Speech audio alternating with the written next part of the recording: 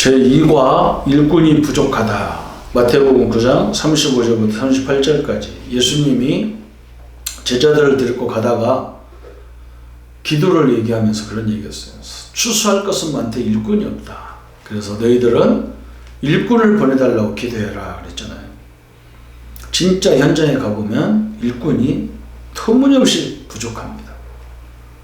참 너무나 중요해요. 성도는 많고 심지어 목회자도 많은데 전도하는 목회자는 없다는 것을 참 한탄할 일이죠. 일꾼이 절대적으로 부족합니다. 그래서 우리가 항상 그 기도하라는 거예요. 일꾼을 보내달라.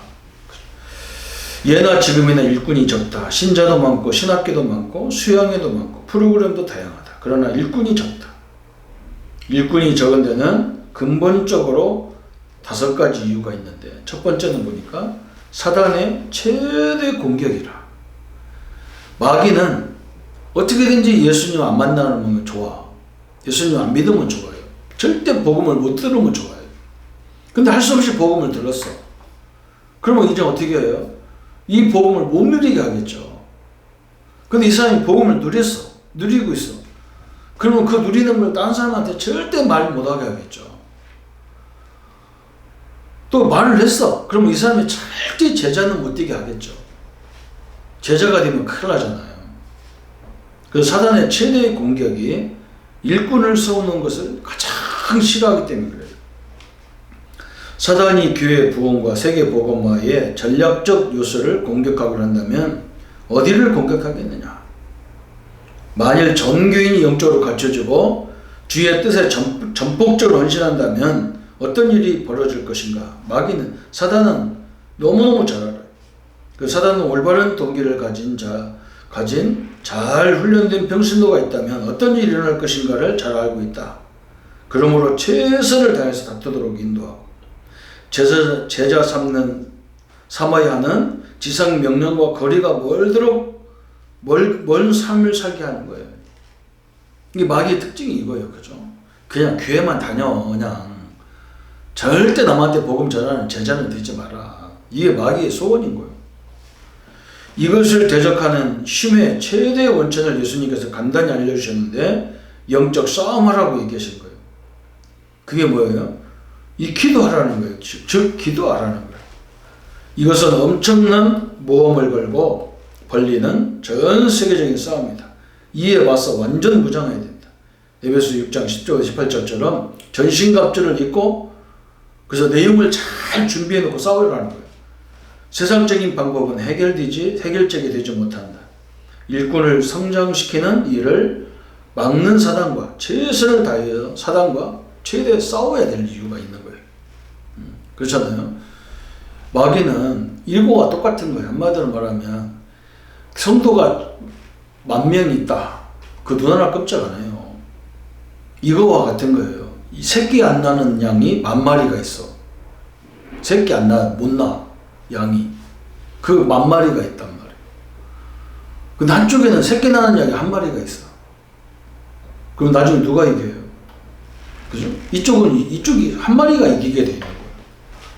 나중에는 이 10,000마리는 다 죽어야 돼요. 다 이제 고깃거리로 다 죽겠죠. 새끼 나는 양은요, 계속 새끼를 낳아가지고 얼마 안 있으면 10,000마리를 추월하는 거예요.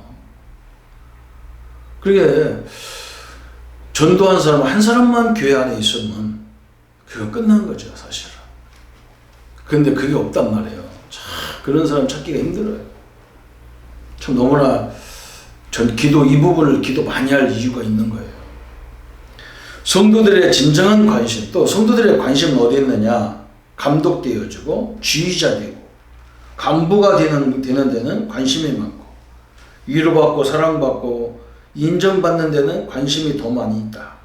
숨겨진 일, 자신이 드려지는 일, 작게 보이는 일에는 관심이 적어요. 특히 세계 선교, 비전 트립 등 각종 위원회에는 관심이 많았지만 주위에 숨겨진 한 명씩 키우는 일에 관심이 적기 때문이다. 다른 일에 너무 바쁘기 때문에 이 일에 실패한다. 참 너무나 중요하죠. 그죠? 다른 데는 관심이 많아요. 막 자기가 나아져지고 자기를 알려지고 이런 데는 관심이 많아요. 그죠? 우리 교단에도 마찬가지잖아요. 그죠? 이 전도하는 교단인데도 진짜 현장 가서 전도하고 현장 가서 일꾼 찾고 이런 사람은 별로 없다니까. 다 그냥 뭐 자리 한 자리 어떻게 하면 찾으려고 이런 사람 많겠죠. 관심이 바뀌어야 돼요. 여러분, 하나님이 나를 인정하면 끝나는 거예요. 사람이 나를 인정해서 끝나는 게 아니고요. 하나님이 나를 보고 계시단 말이에요. 또 세 번째는 근시안적 안목이다. 우선의 목표 달성을 위해서 조직 확대와 현실만 쳐다보는 일들에 빠지기 쉽다. 하나님을 향한 목표가 분명하고 절대적 헌신을 결심한 일꾼을 키우는 먼 장래를 내다보아야 한다. 그래서 밭을 보는 눈, 그죠? 전체 보는 창원, 이 대한민국 전체 대학 300개, 500개 대학 전체를 보는 이런 눈이 필요하다는 말이에요. 그럼 그 일꾼을 찾는 방법도 찾는 눈, 이것도 중요하잖아요. 그죠? 아까도 설명했잖아요. 그냥 일반 성도도 있어야 됩니다. 새끼 안 낳아도 막 일반 성도가 있어야 돼. 그런데 중요한 건 뭐냐? 새끼 낳는 그냥 한 사람만 있어도 된단 말이에요. 그러니까 전 500개 대학에 제자 한 명씩만 있다면 있을 수 있겠죠. 그죠? 이 전도에 관심 있는 사람이 있을 거 아니야. 그 사람 만나면 되는 거죠. 한 사람. 그런 생각을 딱 하면 되는 거예요. 현실과 미래를 대비하는 눈을 가지고 일꾼을 키워야 된다. 예수님은 제자를 키울 때 재림하실 때까지 일어날 일을 대비하며 훈련시켰다는 말이에요. 그러니까 예수님이 어떻게 보면 별 배경도 없고 별 능력도 없는 이런 사람들 다 세웠다고. 그게 원리가 뭐냐면 베드로나 이 12명의 제자들 특징이 뭐냐면 저 갈릴리 호수에서 그냥 고기 잡던 사람들이라 뭐 바리새인, 사두개인 이런 사람들이 아니란 말이에요. 그게 완전 누가 알아주지 않는 사람들이란 말이에요. 그러니까 이 사람들은 이스라엘 사람들은 절대적으로 자기 뭐 계파 조직에 따라서 이렇게 막 키워주고 그런 사람들이지. 특히 저 어부들, 그죠? 그때는 어부는요 사실 최고로 직업 중에서는 하지력이란 말이에요. 이게 이스라엘도 어떻게 보면 계급 사회가 비슷하거든요. 우리 옛날에 우리나라도 양반 쌍놈이 있었잖아요. 그래서 우리가 이 한국하고 일본하고 차이점이 뭐냐면은 한국은 복음이 어디 들어가냐면 좀 이렇게 양반 아닌 사람들, 그냥 세상에서 쌍놈이라고 별 볼일 없는 그 서민들에게 복음이 들어갔어. 근데 일본은 뭐냐? 지식인층이 들어갔다니까요. 상위 그룹에 복음이 들어갔어. 그러니까 이 사람들은 고상하게 예수를 믿어. 근데 이 핫질에 있는 사람들은 막 은혜 받으면 막 충동이 일어나거든. 그래서 막 복음 운동 해가지고 일본하고 차이가 굉장히 크게 나는 거예요. 이 기독교 차이가. 근데 예수님은 그냥 이 사람들 평생 바뀌지 않아요. 막 은혜 받은 사람들. 이 밑에 사람들은 안 바뀌어요. 위 사람들은 뭔가 체면도 생각해야 되고, 관계도 생각해야 되고, 막 다 생각해야 돼. 복잡해. 그렇잖아. 우리 같은 사람이 저도 목사가 돼가지고 이 복음을 들었으면 좀 체면을 많이 생각했을 거나 몰라. 그러니까 전도사 때 한참 가슴 뜨거울 때 복음을 받아오니까 그냥 대가빼기 쳐박고 그냥 죽는지도 모르고 면직당하는지도 모르고 돌아다니고 그랬으니까. 철 들어보니까 아이고 내가 너무 바보 같았구나 싶은 거라. 제자들을 세우는 이유가 바로 그런 거란 말이야. 이 사람들은 높아질 수도 없어. 아니 소위 말해서 우리가 신학원 나왔다고 선교사훈련 나왔다고 그래가지고 우리 이력서 쓸 수 있는 것도 아니잖아. 예수님 제자에게서도 이력서 써봐야 알아주는 사람, 유대인들은 알아주는 사람 아무도 없단 말이에요. 그런데 이 사람들은 그리스도에 대한 체험이 있기 때문에 절대로 흔들리지 않아요. 그래서 예수님 재림 때까지 흔들리지 않는 이런 걸 보고 세운 거지. 또 일꾼을 네 번째 보니까 일꾼을 키우는 일에 대한 기도가 부족하란 말이에요. 진짜 우리가 1천만, 40만, 4만 제자, 우리 어린이 교회학교, 중고등부 거기 안에 교사들을 위해서 기도하는 그게 적다는 말이에요. 기도가. 또 다섯 번째 실제에 대한 무지. 새신자, 성도, 양떼를 눈으로 많이 보지만 실제로 어떻게 양을 양육해야 되는가에 잘 모르고 있기 때문이다. 예수님은 12제자 70인 120문도에게 이것을 잘 가르쳤기 때문에 엄청난 결과를 초래했다. 바울은 이걸 잘 깨달아 실천에 옮겼단 말이야. 디모데후서 2장 1절부터 7절까지 잘 나왔죠. 그죠? 뿌리가 깊은 신앙. 바울이 디모데에게 그랬잖아요. 네 믿음은 네 외조모 로이스와 네 어머니 유니게서부터 있었다. 자, 그렇잖아요. 그래서 사도 바울이 그걸 얘기할 때 바울에게 디모데에게 할 때 그리스도 예수 안에서 강해라 그랬잖아요. 응? 네가 딴 데 강하지 말고 복음 안에서 강해라는 거야. 삶의 방향, 목표, 계획이 분명했단 말이에요. 아까도 설명했죠. 디모데후서 2장 2절에 우리의 삶이 어디 가야 되느냐? 일꾼에 가야 된단 말이에요. 이게 다른 거 다 잘 도와주면서 우리의 관심은 한쪽 관심은 일꾼이란 말이에요. 새끼 나는 양 한 마리란 말이에요. 그 바울이 디모데 2장 2절에 충성된 자에게 부탁을 하는 거예요.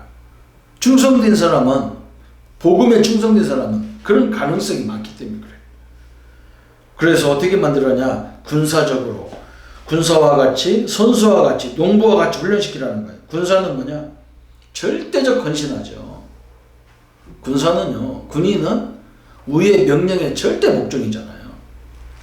요동치를 안 해. 또 선수와 같이 선수들의 특징이 뭐냐? 이런 게 있잖아요. 그죠? 부정으로 막 1등 난 사람이 있어. 나중에 그걸 알면요, 그 박탈되는 거였어. 챔피언 박탈당해버려. 네. 꼬똥나더라도 원칙을 지켜야 돼요. 이게 하나님의 원칙대로 하는 사람이 있단 말이에요. 이게. 복음의 원칙대로. 이런 선수를 키우라는 거예요. 농부와 같이. 농부는 특징이 뭐냐? 부지런하고 지속적이며 열매를 보는 눈이 달라요. 농부들이 봄에 씨알을 뿌릴 때 뭘 보냐면 가을철에 농사를 거둘 걸 생각하는 거예요. 그래서 막 사과꽃이, 감꽃이 많이 열렸다고 그래서 아이고, 야, 뭐 내일은 막 올 가을에는 막 사과가 엄청나게 열리겠구나. 그렇게 생각 안 해요. 왜 그러냐? 많이 나오는 게 중요한 게 아니잖아요. 크고 좋아야 돼. 그래서 꽃을 걸려주잖아요. 따주잖아요. 이렇게. 솎아주잖아요. 왜 그러냐? 이게 꽃이 너무 많다 보면 사과끼리 부닥쳐가지고 열매가 좋지를 않아요. 그러게 하나가 나오더라도 제대로 딱 되도록 옆에 있는 거 다 솎아주는 거예요. 좋은 거 놔두고. 농부가 그런 재능이 있잖아요. 가을, 멀 미래를 보면서 하는 그런 믿음이 있단 말이에요. 농부는. 그렇게 만들어라는 거예요. 군사와 같이, 선수와 같이, 농부와 같이 이렇게 일꾼을 키우라는 거예요. 참 너무나 중요하죠. 그래서 범사에, 그러면 하나님의 특징이 뭐냐? 범사에 하나님이 그걸 할 수 있도록 총명을 주시겠다는 거예요. 예, 제자는 쉬워요. 제자는 왜 쉽냐면은, 여러분도 제자를 만나면요, 특징이 뭐냐면, 제자 아닌 사람 만나면 뭔가 막 벽에다가 무슨 말하는 것 같아. 막 툭툭 튀어. 그리고 나도 막 지겹고 상대방도 지겨워. 근데 제자인 사람 만나면 뭐 스포츠 같이 뭘 빼고 땡기는 같은 힘이 있어. 그리고 막 나도 입이 터져가지고 막 나도 모르게 막 말도 나가고 그래. 하나님이 제자를 키우는데 너무 기뻐하기 때문에 그래요. 하나님의 축복이 늘 우리 성도님들과 함께 하기를 예수님 이름으로 축원합니다. 하나님, 일꾼이 필요한데 일꾼이 적다고 말씀하십니다. 사실 그렇습니다. 참 이 전도하는 한 사람 일꾼이 찾기가 그렇게 어려운데, 하나님은, 예수님은 그 제자를 보내달라고 기도를 하겠습니다. 하나님, 세계 복음할 수 있는 일꾼을 우리에게 허락하여 주옵소서. 우리가 맡은 한 학교에 한 명 제자가 분명히 있을 줄 믿사오니 그런 일꾼의 만남을 우리에게 허락하여 주옵소서. 예수님의 이름으로 기도합니다. 아멘.